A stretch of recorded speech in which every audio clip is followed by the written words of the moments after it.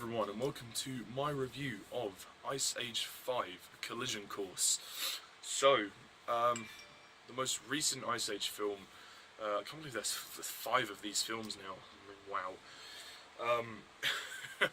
So, the basic plot of Ice Age 5 Collision Course is that Scrat is up to his old tricks again, trying to get his acorn, and he accidentally causes an asteroid to fall down to Earth, and all our heroes, who also joined by Buck, have to stop the asteroid from destroying the Earth and divert it away back into space, and that's it. That's the plot. I mean, you have this other subplot of Peaches, she's found this guy called Julian, and she's going to marry him, and Manny's not really too happy with him at first, and then, you know, blah blah blah, you get the idea. So, Ice Age 5 Collision Course, I can't believe they made it to 5 movies, I really can't. After watching the 4th movie, I was really sceptical, and seeing the trailers and hearing the reviews, I wasn't really looking forward to this one. But I have to say, I was pleasantly surprised. I think Ice Age 5, it is neither great nor terrible, it is just okay. I thought I was going to hate this movie, I thought I was going to absolutely hate it and tear it to shreds, but I actually had fun with it. It's not great, don't get me wrong, it's not even that good really, but I actually kind of liked it, like, more than I thought I would anyway. It was actually okay. I mean, don't get me wrong, the plot, again, we have another paper-thin narrative, which, you know, again, it is a basic story, but, you know, for a child audience, it's going to fit really well. It's going to be fine, they're going to enjoy it, and, you know, it's a bit of fun. This movie's just fun, you know, I think it's great fun. I think, unlike the 4th movie, it doesn't drag. I mean, this movie keeps itself going, which is something that I admire. The pacing was a lot better. In terms of the characters, it's nice to see them back. You know, you have the usual, you got Manny, Sid, Diego, Ellie, Peaches. They're all good. Shira also returns as well, from the 4th one. You know, she comes back. I'm not really bothered about Peach's storyline with her getting married. It's just like, it seems kind of unnecessary, and it seems kind of forced, because they're trying to, you know, give this, I mean, this is, well, what we, apparently this is the last one, apparently, because that may change, I don't know, but it looks like this is pretty much it. It looks like they've ended the story, and the whole plot with her getting married to Julian is interesting.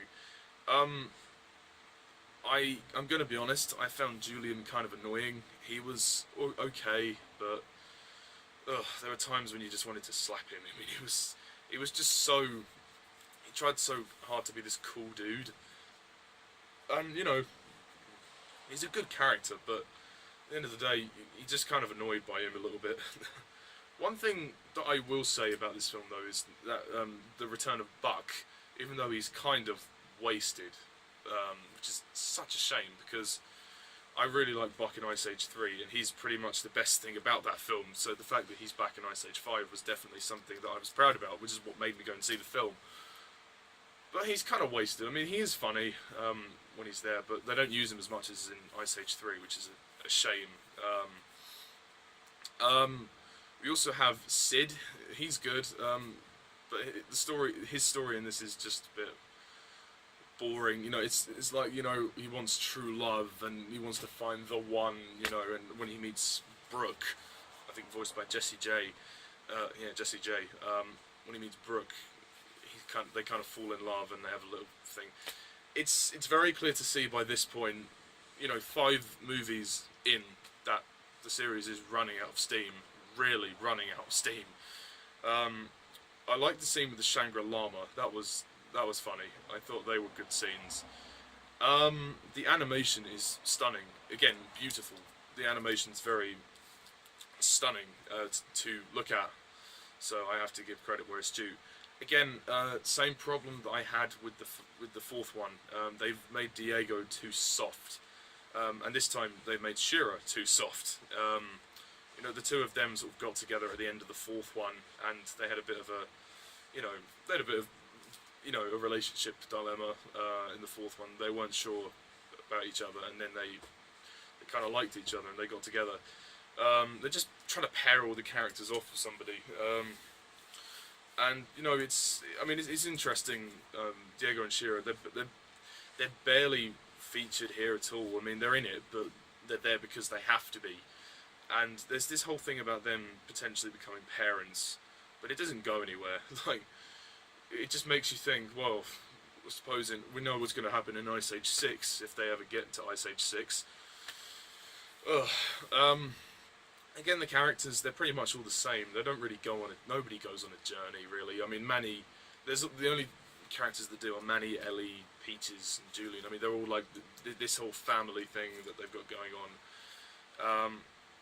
I mean, it's you know, interesting to see, like, Peaches all grown up and getting married. It's like, well, that didn't take very long.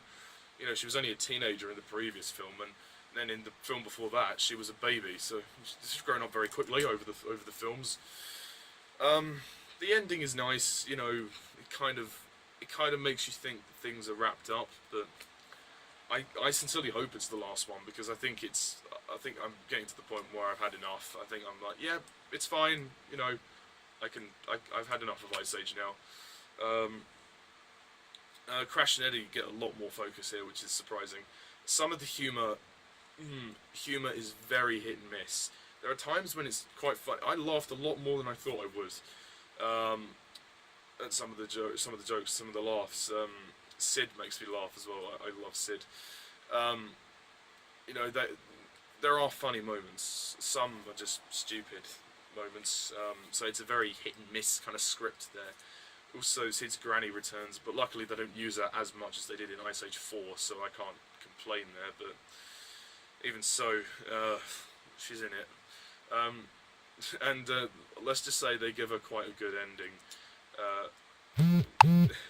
That's all I'll say. They give her a very nice send-off. It's quite unexpected, actually. So, yeah, and this movie's a ton of fun. You've got crashing asteroids, you know, it will keep the family entertained.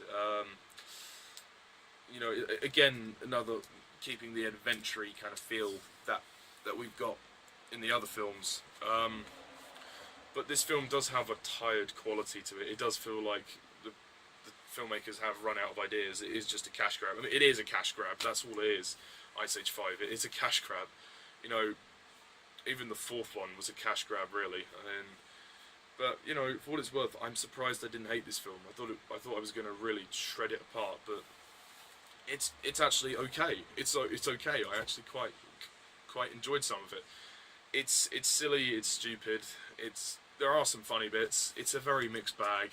That's all I'll say. The story is dumb. I mean, it's a fun romp at best. You could say it's a fun romp at best, with an uninteresting family drama, so to say. I feel like Ice Age 4 and 5 are the ones that just added them on, but like the story felt complete with the third one, and it's like Ice Age: The Lost Episodes with 4 and 5, but yeah, I mean, the animation is beautiful as well. I mean, Brooke was a good character. She was quite a sweet character. I liked her. They do the thing, the whole love at first sight thing again, you know, and that's fine. I don't mind that. I mean, for an animated sloth, she looks pretty. I mean, she's quite pretty. I'm surprised. I mean, the long hair, and I thought, oh wow, you know, she's surprisingly attractive for a sloth. I never thought I'd say that while watching an Ice Age film, but it's a shame that the series has really lost what it had in the first movie, which was the emotional heart. Even though they've tried to do it, but they've just gone in a very cheesy direction, and you know, they focused more on I think they've become less mature and gone towards a more kid-friendly audience.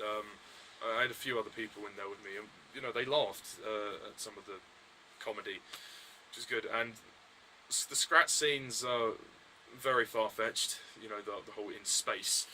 You know, it's kind of a problem when your franchise has to go into space. Luckily, Bond saved itself and actually kind of took pride in the fact that it's silly. It was good silly. It knew it was silly. Moonraker knew it was silly. Then they brought Bond back down to Earth, literally, for the next movie. I hope they never revisit space again for the 5th one. It was just basically trying to find another scenario for Scrat. You know, it's the same premise, just a different scenario. The ending was very funny though, with Scrat. That was good. It's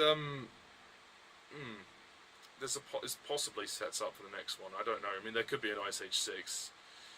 It's likely, but I would hope that this is it. But yeah, I forgot what I was going to say. I had something on my mind at Scrap, but I've forgotten. I mean, some of his stuff was kind of funny, but most of it was really shown in the trailer, so there's not much to say. Yeah, Ice Age 5, it's interesting. It's definitely fun at best. I don't think it's really good. I think it's okay, and you know, I laughed at some of the jokes, but I think it's getting to the point where the franchise is getting tired, and it needs to just stop. Blue Sky need to think of another franchise they can start, perhaps, or something else they could do. Because I think Ice Age, it's been going for over 10 years now, so it's been going for 14 years, so they need to call it a day, I think. And if this was to be the last one, I think, yeah, it would be fine. I think, personally, I think the 3rd one should have been the last one, but hey-ho. As for what I'd rate the film, I'm gonna give Ice Age 5. I'll give it a 5 out of 10.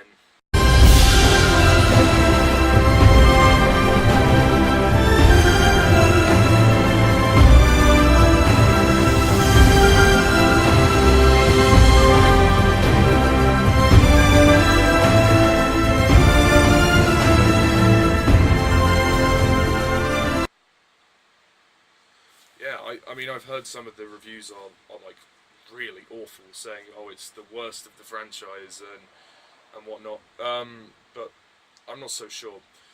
So, anyway, that's it. That's my reviews of the Ice Age movies done. I didn't want to go into super detail with this one because I didn't want to spoil anything, if you are planning to see the film, that is.